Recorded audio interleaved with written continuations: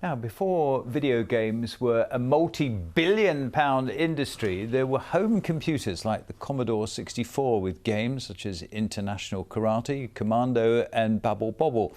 Many of the 1980s games and their soundtracks were written by a man from Hull, and they've now formed the inspiration for a huge orchestral symphony.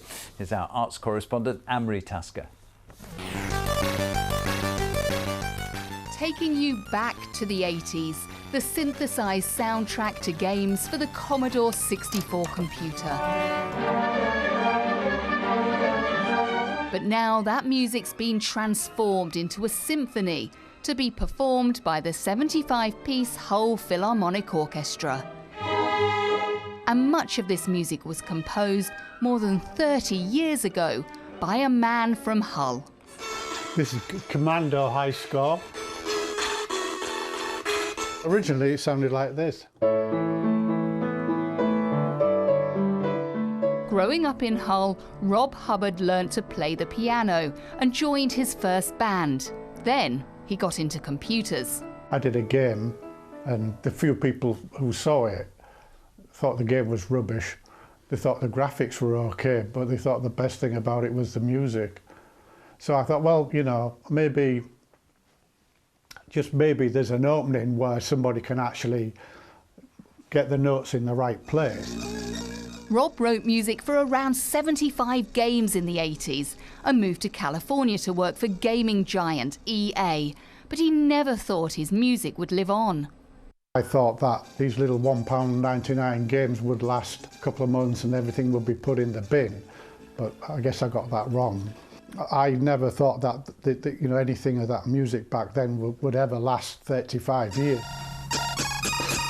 But it's quite a task to create orchestral music from those original electronic sounds. They did it using computer code and tone generators, which made horrible noises.